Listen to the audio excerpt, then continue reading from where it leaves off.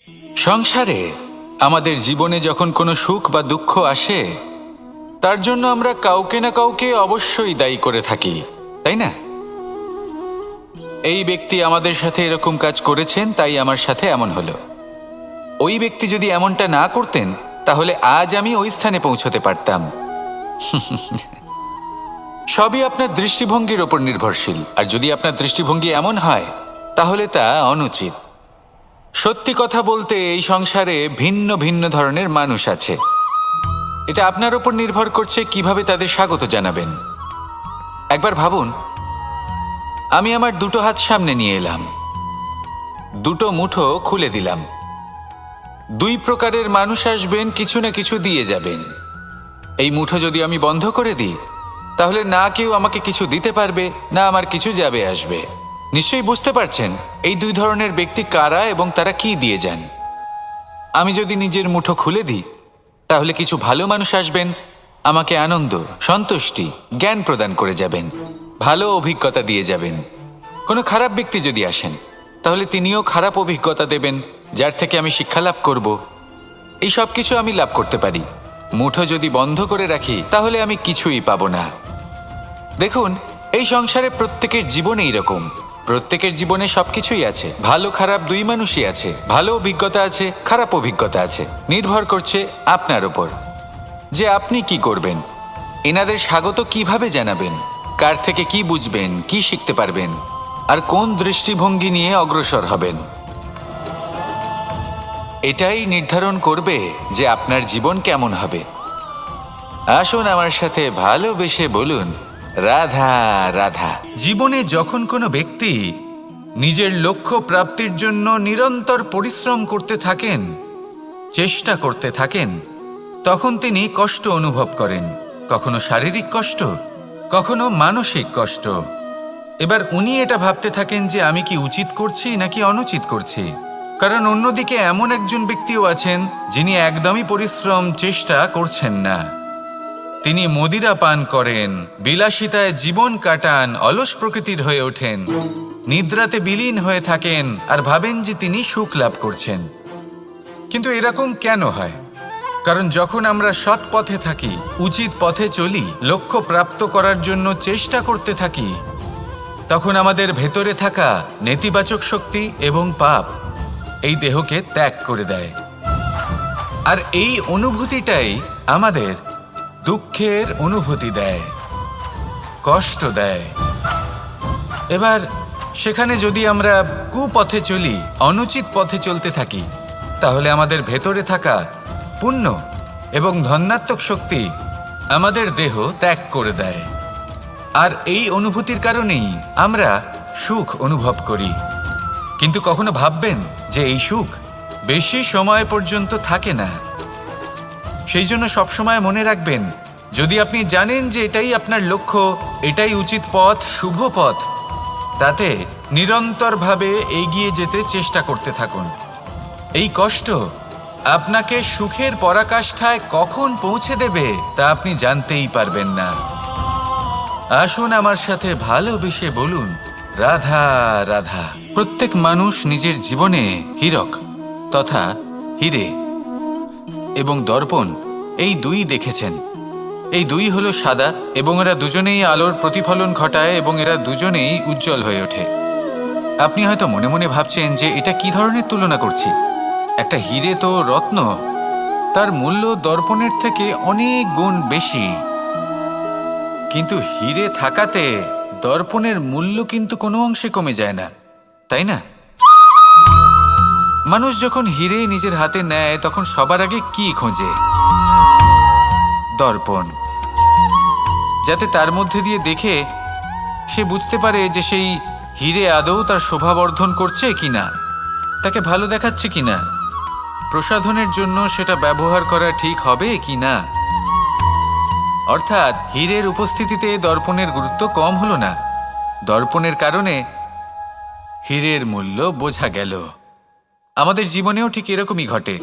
আপনারা যদি সংসারে নিজের আশেপাশে দেখেন, এমন অনেক মানুষ দেখতে পাবেন যারা নিজেদের ক্ষেত্রে মহান স্থানে পৌঁছেছেন, নিপুণ এবং শ্রেষ্ঠ হয়েছেন। আর তাদের মধ্যে আপনার নিজের মনে হয় যেন আপনি হলেন দর্পণ। নিজেকে ছোট মনে করবেন না। আপনার মূল্য কম হচ্ছে না, আপনার নিজস্ব মূল্য আছে। আর যদি আপনার অস্তিত্ব না থাকে তাহলে ওনাদের অস্তিত্বের মূল্য সংসার বুঝতেই পারবে না। জীবনে সবসময় চেষ্টা করবেন যাতে আপনি আরও বেশি শ্রেষ্ঠ হয়ে উঠতে পারেন। আপনি নিজে যে স্থানে আছেন সেটাকে ছোট মনে করবেন না, তারও নিজস্ব একটা মূল্য আছে। যদি আপনি হিরে হয়ে থাকেন তাহলে অহংকার করবেন না, যদি আপনি দর্পণ হয়ে থাকেন তাহলে নিজেকে ছোট মনে করবেন না। আসুন আর আমার সাথে ভালোবেসে বলুন, রাধা রাধা। মানুষ জন্মগ্রহণ করে, তার সাথে ভয়েরও জন্ম হয়। ছোটবেলা থেকেই আমাদের মনে কোনো না কোনো প্রকারের ভয় থেকেই যায়। কেউ এই বিষয়ে ভয় পায় যে তার কোনো বস্তু তার থেকে দূরে চলে যাবে। কেউ এই বিষয়ে ভয় পায় যে আমি নিজেকে হারিয়ে ফেলব। কেউ এই ভেবে ভয় পায় যে আমার প্রিয়জনেরা তারা যেন আমার থেকে দূরে না চলে যায়। কেউ এই ভেবে ভয় পায় যে আমরা যেন পথ না হারিয়ে ফেলি, আদি ইত্যাদি। কিন্তু সত্যি কথা বলতে ভেবে দেখুন, এই ভয় বাস্তবে কি? শুধুই একটা মনস্থিতি, আর কিছুই নয়। যা কিছু আপনি জীবনে পেয়েছেন তা একদিন আপনাকে হারাতে হবে। এই জীবন হলো আপনারই, কিন্তু তাও একদিন সমাপ্ত হবে। তাই ভয় পেয়ে কি লাভ? এই ভয় শুধু আপনাকে জীবনযাপন করা থেকে বাধা দিচ্ছে, আর কিচ্ছু নয়। পথ হারিয়ে ফেললেই বুঝতে পারবেন যে নতুন পথ কিভাবে বানাতে হয়। কিছু মানুষকে জীবন থেকে হারালে তবেই আপনি বুঝবেন যে আপনার আপনজনকে। এই ভয়ের কারণে ভীত হয়ে থাকবেন না। এই তারা নক্ষত্র অন্ধকারের অভাবে গুরুত্ব হারায়। শিবকেও মহাদেব হওয়ার জন্য বিষ পান করতে হয়েছিল। প্রত্যেক পরিস্থিতি, প্রত্যেক সাফল্য আপনার পরীক্ষা নেবে, তাতে উত্তীর্ণ হওয়া হলো আপনার কর্ম। যখনই আপনি ভয় পাবেন বা সংকটের সম্মুখীন হবেন, তখন সাহসের সাথে তার সম্মুখীন হন। মনে রাখবেন, যে সম্মুখীন হতে জানে সাফল্য তার সাথে সবসময় থাকে। আসুন আর আমার সাথে ভালোবেসে বলুন, রাধা রাধা। এই সংসারে সবথেকে বেশি কোমল বস্তু হলো রেশম। এই রেশম এতটাই কোমল হয় যে এর পুরো একটা থান শুধুমাত্র একটা হাতে ধরা সম্ভব। কখনো ভেবে দেখেছেন এই রেশম কিভাবে হয়? একটি কীট তার লালার দ্বারা উৎপন্ন হয়। এই কীট সেই রেশমকে পাক দিতে থাকে, পাক দিতেই থাকে, আর আস্তে আস্তে তার মধ্যেই জড়িয়ে পড়ে। শেষে ওর এই সুন্দর অমূল্য সৃষ্টি রেশমের এই সুতো, তার নির্মাণ কার্য পূর্ণ হয়। কিন্তু তাতেই ও নিজে বন্দী হয়ে যায়। নিজেরই মায়াজালের এই বন্দী গৃহে নিজেই ফেঁসে যায়। এবার এই সুতোকে ব্যবহারযোগ্য করে তোলার জন্য এই কীটগুলিকে এই কবচের সাথেই ফুটন্ত জলে ফেলে দেওয়া হয়। এই সংসারে যদি আমাদের স্বপ্ন এই সংসারের দুঃখ হরণ করার জন্য, এই সংসারে সুখ বিতরণ করার জন্য হয়, তবেই আমাদের প্রগতি সম্ভব। যদি আমাদের এই স্বপ্ন শুধুই আমাদের এবং আমাদের স্বার্থ সিদ্ধির জন্য হয়, তাহলে এই স্বপ্ন আমাদের অন্ধ করে দেবে, আমাদের অন্ধকারের পথে নিয়ে যাবে, আর আমরাও সেই কীটের মতো হয়ে যাব। নিজেদেরই মায়াজালে আমরা নিজেই ফেঁসে যাব, আর শেষে আমরা যদি কিছু লাভ করি তা হবে একাকিত্ব, অন্ধকারময় মৃত্যু। তাই স্বপ্ন অবশ্যই দেখুন, কিন্তু এমনভাবে স্বপ্ন দেখবেন না যে তার এই বন্দিগৃহে আপনি নিজেই ফেঁসে গেলেন। স্বপ্ন দেখুন পরোপকারের, পরমার্থের, সবাইকে উদ্ধারের, অন্ধকারের নয়। তবেই কল্যাণ হবে, আর তবেই এই হৃদয় প্রসন্ন হয়ে বলবে, রাধা রাধা। মানুষ যখন এই সংসারে প্রবেশ করে, অর্থাৎ জন্মগ্রহণ করে, তখন নিশ্চিন্তে থাকে, আনন্দে থাকে। কিন্তু যেইমাত্র তার মধ্যে বোধশক্তি আসে, তখন সে চিন্তা করতে শুরু করে। চিন্তা ভবিষ্যতের, সেই সমস্ত বিষয় নিয়ে চিন্তা করে যা ওর হাতে নেই। তারপর বড় হয়, বিবাহ সম্পন্ন হয়, গৃহস্থ জীবন যাপন করে, তারপর আবার চিন্তায় মগ্ন হয়ে যায়। ভাবে, এই যে আমার পরিবার, আমি কি ঠিকমতো তার খেয়াল রাখতে পারছি? কাল যখন আমি এই সংসার থেকে চলে যাব, তখন আমার এই পরিবারের দেখাশোনা কে করবে? শেষ পর্যন্ত এই পরিবার তো আমারই উত্তরদায়িত্ব। যাক, আপনাকে একটা প্রশ্ন করি।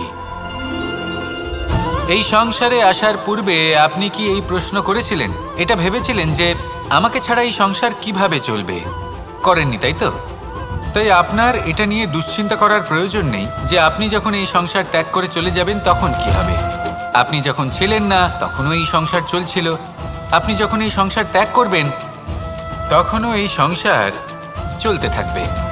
যদি কোনো বিষয়ের প্রভাব থাকে তা হলো আপনার আজকের তথা বর্তমানের কর্ম, অর্থাৎ আজ আপনি কি করছেন, কার জন্য মঙ্গল করছেন, কাকে প্রেরণা দিচ্ছেন, কাকে সাহায্য করছেন, কোন উদাহরণ প্রস্তুত করছেন। আপনি এই সংসারে যে ছবি অঙ্কন করবেন সংসার সেটাই মনে রাখবে। তাহলে শুধু সৎকর্ম করুন, মঙ্গল করতে থাকুন, আর আমার সাথে ভালোবেসে বলুন রাধা রাধা। একবার একটা শেয়াল বনে বিচরণ করছিল। ও একটা ছোট্ট শাবক দেখতে পেল। ও ভাবল, আজ একেই আমি খাবার হিসেবে গ্রহণ করব। আশেপাশে দেখলেও কেউ দেখছে না তো, কেউ ছিল না, আর সেই শাবকের ওপর আক্রমণ করল, যা হলো একটা ঘোর অপরাধ। বনের নিয়ম অনুসারে আপনি কখনোই শাবকের ওপর আক্রমণ করতে পারেন না। তারপর এই খবরটা যখন রাজা সিংহ জানতে পারলেন, সভার আয়োজন করলেন। কিন্তু সেখানে শেয়াল বলল, আমি তো এরকম কিছু করিনি। কিন্তু যদি আপনি এরকম বলেন, কোনো প্রমাণ দিন, এর কোনো সাক্ষী আছে? তখন রাজা সিংহ পেঁচাকে ডেকে পাঠালেন, যে সেই মুহূর্তে বৃক্ষের শাখার ওপর বসেছিল, সে সব কিছু দেখেছিল। পেঁচা সব সত্যি কথা বলল, আর শেয়ালকে মৃত্যুদণ্ড দেয়া হলো। এবার এই কাহিনী আমি আপনাকে কেন শোনালাম? কারণ মানুষও কখনো কখনো এরকম কর্ম করেন যা শিয়াল করেছে। এটা ভাবেন কেউ দেখছে না, যখন আমি অনুচিত কর্ম করতেই পারি। কিন্তু না, আপনি যাই করুন না কেন, কেউ না কেউ অবশ্যই তা দেখছে। কোনো ব্যক্তি না হলেও কোনো প্রাণী, না হলে কোনো যক্ষ বা দেব বা প্রেত। যদি এনারা কেউ না দেখেন, তাহলে ধরিত্রী মাতা দেখেন, যেখানে দাঁড়িয়ে আপনি সেই কর্ম করছেন, তাই না? তাই একটা কথা সবসময় মনে রাখবেন, কে দেখছেন কে দেখছেন না সেই বিষয়ে ভাবা ছেড়ে দিন।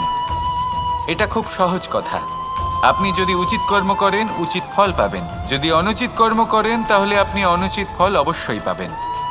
সেই জন্য উচিত পথে চলতে থাকুন, উচিত কর্ম করতে থাকুন, আর আমার সাথে ভালোবেসে বলুন রাধা রাধা। সুখ, দুঃখ এবং শক্তি, এই তিন হলো এই সংসারের ত্রিদেবের মতো। আমাদের জীবনে যা কিছু ঘটছে এই তিনটির ভিত্তির উপরেই হচ্ছে। আসলে এই সংসারের একটা নিয়ম আছে, যখনই আপনি কিছু লাভ করেন, এই সংসার আপনার পরীক্ষা নেয়। এটা জানার জন্য আপনার পরীক্ষা নেয় যে আপনি যা কিছুই লাভ করেছেন, আপনি কি আদৌ সেটার যোগ্য কি না। ঠিক সেইভাবেই এই সুখ, দুঃখ এবং শক্তি আপনার পরীক্ষা নিয়ে থাকে। যখন সুখ আসে, তখন সে আপনার পরীক্ষা নেয় যে আপনার মধ্যে অহংবোধ জাগ্রত হয়নি তো। যদি অহংবোধ চলে আসে, তাহলে সুখ সেখানেই সঙ্গ ত্যাগ করে।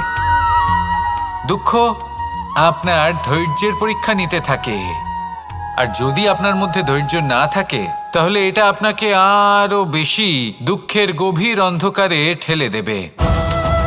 সেখানে শক্তি পরীক্ষা নেয় আপনার বিনম্রতার। যদি আপনি বিনম্র না হন, তাহলে হয় এই শক্তি আপনার সঙ্গ ত্যাগ করবে, নয় এই শক্তি বিনম্রতার অভাবে আপনার পতনের কারণ হতে পারে। এই সংসারে যে কোনো ব্যক্তি যিনি এই পরীক্ষায় উত্তীর্ণ হয়ে থাকেন, এই জীবনে তিনি সাফল্য লাভ করেন। আসুন আমার সাথে ভালোবেসে বলুন রাধা রাধা। আমি মনুষ্যরূপে জন্ম নিয়েছি এবং সমস্ত কর্ম এই রূপেই করেছি। কিন্তু আশ্চর্যের বিষয় হলো যে আজও মানুষ আসেন এবং হাত জোড় করে প্রার্থনা করেন যেন আমি ওনাদের সহায়তা করি।